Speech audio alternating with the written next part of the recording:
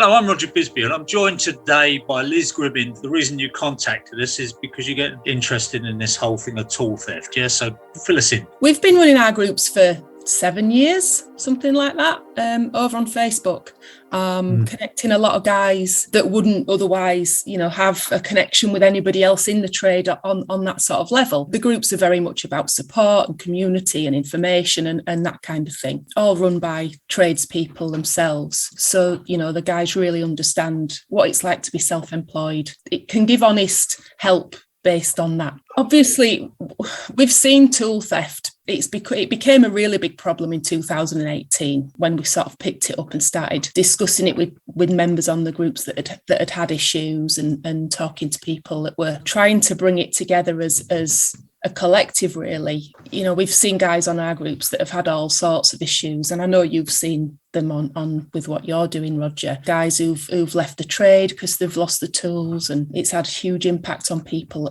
on the personal lives. So our groups are all about giving people that voice, pulling people together. Self-employed builders, as I say, very rarely get listened to because it's not a connected group of people. So one little voice complaining in an area of the country about it isn't necessarily going to get heard. But when you've got 130,000 voices complaining about it, and it's got to the point now where we're seeing posts across our network every day, guys that are having vans emptied, all the tools taken, the myriad of problems that causes for them. I've sort of been pushing, got in touch with all police and crime commissioners last year, been pushing sort of more so really, just because these little independent petitions and certain people on Instagram or whatever, pushing it forward and bringing it into the general public's domain a little bit more, but they've all got jobs to do and it's not going to happen quickly. I know that because I've been trying to get movement since 2018.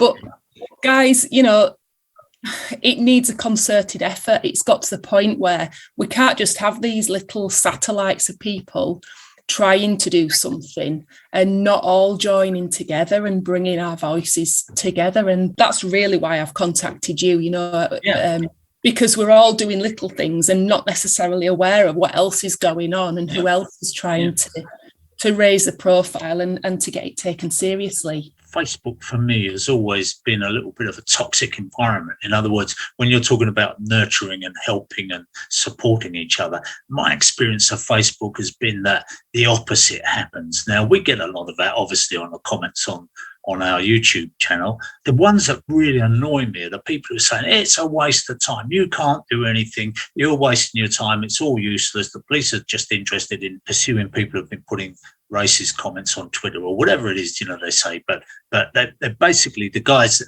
they've got a defeatist attitude, a lot of them. And that's not all of them, but those people are just always chipping away saying, you can't do anything, just forget it, we're victims. And I think that's a terrible, terrible situation. And I've just encountered that more and more. The more we put up, the more we seem to get this level of dissent. And I just wonder why people feel so helpless. They don't trust the police, they don't trust the MPs, they don't trust anybody to do anything to help them. And it's a sad old situation, isn't it? It's incredibly sad. I mean, firstly, your point on Facebook, I completely understand where you're coming from on that. Social media, full stop, can be a very toxic environment, and it's very easy for people to sit on the other side of a keyboard and just have a go at anything that comes up. Just for the sake of pulling other people down, really, which is incredibly sad for them as much as it is for the people who are attacking, because it says a lot more about the person that's typing it than who they're trying to get at. We worked really hard in our groups. We have guys regularly posting about very personal problems. We've had guys who've been pulled back from the brink of suicide on our groups, and the level of support that our groups foster is absolutely second to none. I know it's saved many people. Facebook per se can be a difficult thing, but I think when you know how to use it and manage it, and we're rigorous, like we've got a good team of admins across the group who are rigorous in making sure people are respectful. You don't say something to somebody online that you wouldn't say to the face. On your point about people being negative about the whole situation, I can't disagree. I think you're completely correct in that point of view. I think what's happened is so many people have become disassociated. The biggest majority of our audience is self-employed. They don't have anybody looking out for them. They're on their own. I think it's very easy when you're working on your own to feel like nobody's looking out for you. We've had our van peeled open on our drive twice. The second time it was a classic peel and steal on the back doors. Yeah. The police told us it'd be 2 days before they'd come out to even look at it. Now, you can argue it's not the police's fault, but I'd argue that the police are at fault there, because you can't leave your van hanging open, Roger, for 2 days waiting for Socco to come and have a look at it. It's a myriad of problems, and that's why this is such a big problem. You know, all the agencies involved need to be on board. I advocate people marking the tools. I advocate them registering them. There's Immobilise, there's the bike register. They're free. They don't cost you anything to register your tools on. Register them. They can be traced. The police then have got a chance. You know, we've all seen pictures of warehouses full of tools because police can't get them back to the rightful owners. Everybody has a responsibility. There needs to be commitment from all sides, and that does include tradespeople. But I think the public at large has become disassociated with the police, with Parliament, you know, with governments, whatever. No, and I don't think the last 2 years has helped any of, you know, it's sadly how it seems to be going. But that doesn't mean I'm just going to sit back and not do anything about what's going on. So it's one of those, it's an uphill battle. If your 130,000 members are going to get behind this, then I think we've got a much better chance of doing something. It's been, you know, for us, a little bit of a lonely trip as well. So if we can join together and do something, I'm just going to tell you very briefly what's happened since we put our original videos up, and we've got a little bit of response and so on. I've actually been to some meetings, and I'm now in touch with a few, what I would say were key figures in this area. There are people out there who are doing quite a lot. And I was surprised, actually, because I probably was a bit disillusioned. I thought, they're not doing much. But actually, there are some people working on this, and they're working very hard on it, and they're constantly frustrated by this problem that nobody's marked their tools up, that they can't trace the tools back to the owners. So even though they know they've all been stolen, there's nothing they can do. So what we're looking for is, first of all, for people to register their tools on any of the databases. Now, there's a problem having too many databases, really, but what they're going to try and do, what the police are saying they're going to try and do, is coordinate all those databases so they're searchable from one single place. So they all come together, and they can just tap in the numbers or whatever and see where those tools belong.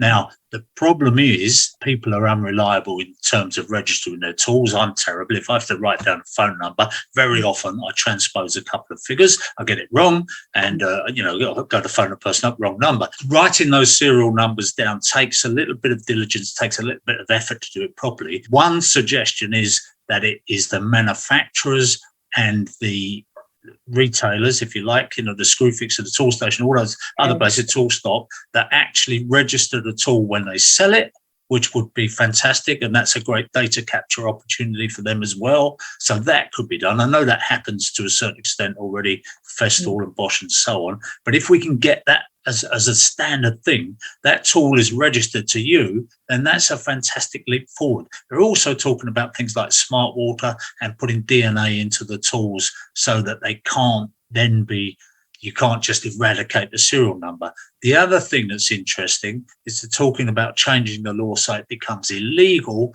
to sell any product where it's had the serial number removed, deliberately removed. So those little badges that we say, will you just peel those off? If you do, then it's illegal to sell that tool. So that it's even on eBay or anywhere you like, car boot sales, it will be illegal to sell a tool where you can see that the registration has been removed. So that to me, straight away, are fantastic things. But they do say they're really pursuing these guys and starting to pursue them. And they know they go to all these markets and they see all these tools lined up. They know they're stolen. But the other thing that the guys do, which is very clever, is they go to a big auction. There are some massive auctions in the country. They buy a load of rubbish tools. They get themselves some receipts. Those receipts don't have serial numbers on, but they say one electric drill. And so when the police come to them, they say, look, I've got the receipts, and they just hand them a load of pieces of paper, and the police can't really sort out which tools are which and so on. So they're quite clever. They're moving the tools around the country. That's the other thing I found out, that, you know, you don't sell them locally. They're moved, the tools that were stolen in London are moved to Birmingham or wherever, you know, Glasgow, it doesn't matter, but somewhere other than where you can go down to your local market or boot sale and see them. Highly organised system. They're also looking at trying to get van manufacturers to put better security and at least an alarm on the load area, which is a great thing, because at the moment a lot of vans are woefully insecure, if you like, and that needs to be done. So all in all, I'm going to go to the Home Office fairly soon for a meeting and try and talk to them and try and get this. But the other thing, of course, we need better sentencing, punishment, because magistrates very often just giving people a slap on the wrist, even after all that hard work the police have done in bringing a prosecution, they watch these guys walk away with a suspended sentence, which is no good to anybody. So that's my take on it. A couple of points I want to pick up on. So the van manufacturers, you know, if they can get on board to actually provide vans that are fit for purpose, fantastic. What I would say is, please don't put alarms on central locking, because that's well not be. The alarm needs to be a secondary alarm, because if guys are coming in with scanners, tibby keys, whatever they've got, it's peanuts. It might as well not be there. It's, you know, it's useless. Very good point. Very good point. If I've had a post put on the group this morning, and it's on Carpenters group. There's 55,000 carpenters on that group. I don't know what area it is, but it's just gone on this morning. A guy saying, "Watch out, guys! They're at it in my local area." It's a picture of a back door of a van. I'm assuming it's had additional locks put on, so you know, the top of the door to stop them peeling it down. So basically, they've gone in and they've ground open the panel on the back door. We've seen it where, you know, they've it looks like a sardine tin. They've taken the roof off. Van manufacturers have got to recognise that that's not good enough. That's not good enough. We have guys boring holes under locks, so they're having additional armour plating fitted. You shouldn't have to do that. If you've spent 30 grand on a van, and then you've got to spend another 1,500 quid putting rep locks and armour plates and additional alarms, it's just, you wouldn't. If you spent 30 grand on a car and then were told you needed to put additional security on it, you'd be a bit cheesed off about that. You know, that would annoy you, and rightly so. But yet tradespeople are supposed to wear it. Well, you just buy it and that'll be that. Van manufacturers need to pull the socks up. I think that if a van manufacturer produces a secure van, something that's top of the range secure, people are going to beat the path to their door. They're going to go for that van because, you know, the performance, all the other things, you know, okay, reliability is a major thing, but we're not worried about acceleration or anything else. If we got something that resembles an armoured car, you know, that we're driving around in, then we're a lot happier. And actually, you know, it doesn't even have to be that heavy, because I've been looking at some technology where you just put different materials into the skin of the van. And when they get through one, they've got this stuff that clogs up the power tools that you can't cut through. And then there's a kind of mesh, a lightweight mesh. And so just by building up a sandwich of about 3 or 4 different materials, it becomes very, very difficult for them to cut through. So all these things are going to slow them down. All these things are going to make them move on to other areas of crime, which is kind of the troubling thing, because obviously criminals don't go and get good jobs. They just go from one crime to another. So we get rid of them if we can. You know, we start to get rid of them for van tool thefts, but they will appear somewhere else, you know. And it's not only vans, by the way, it's also sites and lockups and all the rest of it. Definitely. But I'd just like to say another thing that I've found, you know, talking to these guys, you know, the police and so on, is that the other favourite thing they do is they pull up outside the merchants and they drive up beside your van, close to it. Nobody knows what's happening. So there's a similar van drives up side door to side door, and they literally operate in that small space and open your vehicle and transfer all the tools from one vehicle to another, reverse out, and they're gone. And nobody's had any idea that that's been happening, you know, but it's apparently quite a common thing. So watch out. If you go to a merchant's, you know, there's these guys just waiting to come in and empty your van in the few minutes that you're inside the merchants. Yeah. And it's not just merchants. We've had, you know, you've bobbed into a supermarket for a sandwich, come out and your van's emptied. And that's, you know, that's incredibly frustrating, well, for all involved. They actually have somebody who goes in, follows the guy in with his mobile phone, so on his mobile phone, follows the guy around. And if he starts to get past the checkout, they give a shout to the guys outside. He's just about to come out, so the guys disappear. So from that point of view, they've got this thing so well worked out that it's incredible, really. You know, and some of them are verging on geniuses. These guys, they could be doing a lot better with their lives than robbing people. That's the thing. I mean, it is highly organised.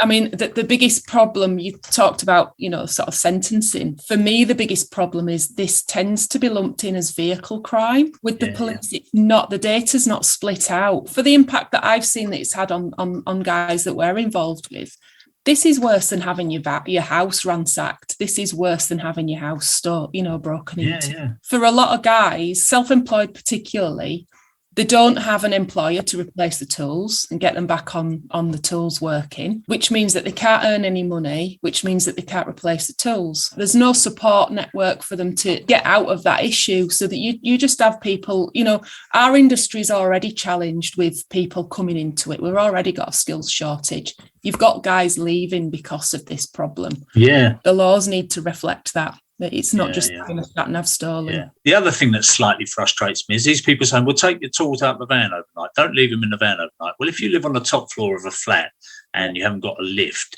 and you've only got a small space to live in anyway, your partner's not going to be very pleased if you load the front hall up with your tools every night and then 6 o'clock in the morning you're clattering down the stairs with all your tools, waking the neighbours up. So it's all very well if you've got a nice driveway and you can bring them in and so on, but we've got to appreciate that some people can't even park near their house, near where they live. So it's not as easy as people just say, well, you're a fool to yourself if you don't bring your tools in. They just can't do it. You know, it adds 2 hours to their day. They can't do it. It's just not practical for many people for exactly the reasons that you've just mentioned. It's great to talk to you. We will talk again, and we're going to put some links to your forum, your group on the screen so that people can get on there, and hopefully we can start to work together. I'll keep you informed. You keep me informed, and if we get to any meetings that you want to join, I mean, a lot of them are on Zoom at the moment, but we are having a few face-to-face meetings with people as well. And if we can move this thing forward, thank you very much for coming and talking to us. Thanks for having me, Roger. Thank you. Brilliant.